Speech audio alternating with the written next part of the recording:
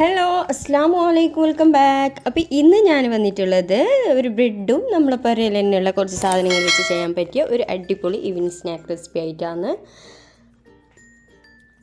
അപ്പം ഞാനിവിടെ കുറച്ച് ബ്രെഡ് സ്ലൈസ് എടുത്തിട്ട് നേരെ പകുതിയായിട്ട് കട്ട് ചെയ്തെടുക്കുന്നുണ്ട്. നിങ്ങൾക്ക് വേണമെങ്കിൽ ഇതിനെ 4 പീസായി കട്ട് ചെയ്തിട്ടും ഈ ഒരു സ്നാക്ക് റെഡിയാക്കിയിട്ടെടുക്കാം.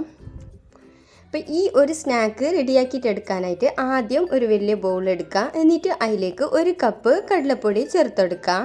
ഈ കടലപ്പൊടീൻ്റെ ഒക്കെ തന്നെ ഒരു 1/4 കപ്പ് മൈദപ്പൊടി അല്ലെങ്കിൽ ഗോതമ്പ് പൊടി ചേർത്തെടുക്കുക. ഞാനിപ്പോൾ ഇവിടെ ചേർത്തെടുക്കുന്നത് മൈദപ്പൊടിയാണ്. ഇനി ഇതിലേക്ക് തന്നെ ഒരു വലിയ സ്പൂണ് അരിപ്പൊടി കൂടി ചേർത്തെടുക്കാം. ഇനി നമുക്ക് ഇതിലേക്ക് ചേർത്തെടുക്കാനുള്ളത് ഒരു വലിയ ഉള്ളി ചെറുതായിട്ട് കട്ട് ചെയ്തതും ഇതിലേക്ക് ഇട്ട് കൊടുക്കാം. ഇനി നമുക്ക് ഇതിലേക്ക് 1 സ്പൂണ് ഇഞ്ചി വെളുത്തുള്ളി പേസ്റ്റും ഇട്ട് കൊടുക്കാം. ഇതിലേക്ക് തന്നെ എരിവിനാവശ്യത്തിനുള്ള പച്ചമുളക് ചേർത്ത് കൊടുക്കാം. ഞാനിപ്പോൾ ഇവിടെ 2 പച്ചമുളക് ചെറുതായിട്ട് അരിഞ്ഞത് ഇട്ട് കൊടുക്കുന്നുണ്ട്.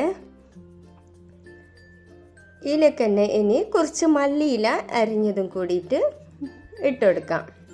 മല്ലിയില ഇല്ലെങ്കിൽ കറിവേപ്പില ഇതേപോലെ കട്ട് ചെയ്തിട്ടിട്ടെങ്കിൽ മതി.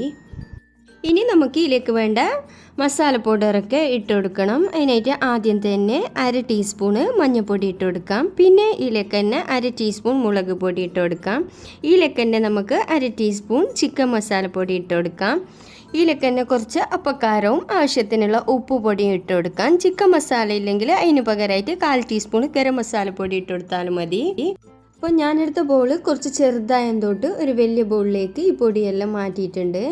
ഇനി നമുക്ക് ഇതിലേക്ക് വേണ്ടത്ര വെള്ളം ഒഴിച്ച് കൊടുത്തിട്ട് ഇതൊന്ന് കലക്കിയിട്ടെടുക്കണം. ഇതിൻ്റെ കൺസിസ്റ്റൻസി എന്നില്ലെങ്കിൽ നമ്മൾ പക്കവടയെല്ലാം ഉണ്ടാക്കാൻ പിന്നെ മാവ് തയ്യാറാക്കിയിട്ട് എടുക്കുന്നില്ലേ, അതുതന്നെ ഇതിൻ്റെ ബാറ്റർ. അതിനായിട്ടും കൂടി കുറച്ച് ലൂസായിട്ട് ഇത് കലക്കിയിട്ട് എടുക്കണം. ഇല്ലെങ്കിൽ നമ്മൾ ബ്രെഡ് മുക്കിയിട്ടെടുക്കുമ്പോൾ അത് കുറച്ച് പണിയാവും. അതുകൊണ്ട് ലൂസ് എന്നിട്ട് നല്ലോണം ലൂസാക്കണ്ട.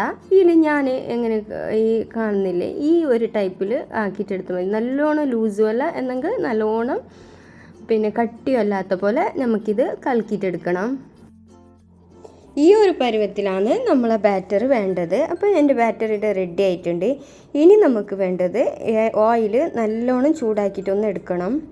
എണ്ണ നല്ലോണം തളിച്ചിട്ടായ പിന്നെ നമുക്ക് കട്ട് ചെയ്ത ബ്രെഡിലെ ഈ ബാറ്ററിലേക്ക് നല്ലോണം മുക്കിയിട്ടെടുക്കണം. ഈ ബ്രെഡിൻ്റെ എല്ലാ സൈഡിലേക്കും നമ്മൾ കലക്കിയ ബാറ്റർ എത്തണം.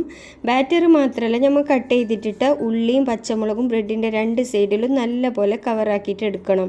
എന്നിട്ട് ഇത് തളിച്ച എണ്ണയിലേക്ക് ഇട്ട് കൊടുത്തിട്ട് തിരിച്ചിട്ട് മറിച്ചിട്ടിട്ട് നല്ല ക്രിസ്പി ആകുന്നിടത്തോളം ഫ്രൈ ചെയ്തെടുക്കണം. നിങ്ങൾക്ക് എല്ലാവർക്കും അറിയാലോ ബ്രെഡ് വെറുതെ ഓയിലിട്ടെങ്കിൽ ബ്രെഡ് നല്ലോണം ഓയിൽ കുടിക്കുന്നുണ്ട്. അതുകൊണ്ട് അതേപോലെ തന്നെ ബ്രെഡിൻ്റെ ഏതെങ്കിലും ഒരു സൈഡ് നമ്മളെ ബാറ്ററി എത്തിയില്ലെങ്കിൽ ബ്രെഡ് നല്ലോണം ഓയിൽ കുടിക്കുക. അതുകൊണ്ട് ബ്രെഡിൻ്റെ എല്ലാ സൈഡിലേക്കും ബാറ്റർ ആവാൻ വേണ്ടിയിട്ട് നമ്മൾ നോക്കണം. ഇല്ലെങ്കിൽ പിന്നെ സ്ലോ ഫ്ലെയിമിലും ഈ ബ്രെഡ് ഫ്രൈ ചെയ്തെടുക്കാൻ പറ്റില്ല. അപ്പോഴും നല്ലോണം ഓയിൽ ഒടിക്കും. ഹൈ ഫ്ലെയിമിൽ തന്നെ ഇത് ഫ്രൈ ചെയ്തെടുക്കാനായിട്ട് ശ്രദ്ധിക്കുക. തിരിച്ചിട്ടും മറിച്ചിട്ടെല്ലാം ഇട്ടിട്ട് നല്ല പോലെ ഫ്രൈ ചെയ്തിട്ടെടുക്കാം. ഇപ്പോൾ ഇവിടെ ഫ്രൈ ആയി വന്നിട്ടുണ്ട്. ഇനി ഞാനിത് എണ്ണയിൽ നിന്നും കോരിയിട്ടെടുക്കുന്നുണ്ട്. ഇങ്ങനെ ബാക്കിയുള്ള ബ്രെഡും ഈ ബാറ്ററിൽ മുക്കിയിട്ട് ഫ്രൈ ചെയ്തെടുക്കാം.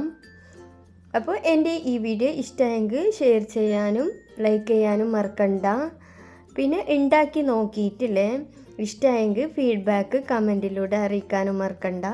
പിന്നെ എൻ്റെ ചാനൽ ഇതുവരെ സബ്സ്ക്രൈബ് ചെയ്യാത്തവരുണ്ടെങ്കിൽ പ്ലീസ് ഒന്ന് സബ്സ്ക്രൈബ് ചെയ്തിടാവോ. പിന്നെ താഴെ കാണുന്ന ബെല്ലൈക്കൺ അമർത്തിയെങ്കിൽ ഞാനിടുന്ന വീഡിയോ നിങ്ങൾക്ക് അപ്പോൾ തന്നെ നോട്ടിഫിക്കേഷൻ കിട്ടും. അപ്പോൾ ഇൻഷാ അല്ലാഹ് ഇനി നല്ലൊരു വീഡിയോ ആയിട്ട് വീണ്ടും കാണാം.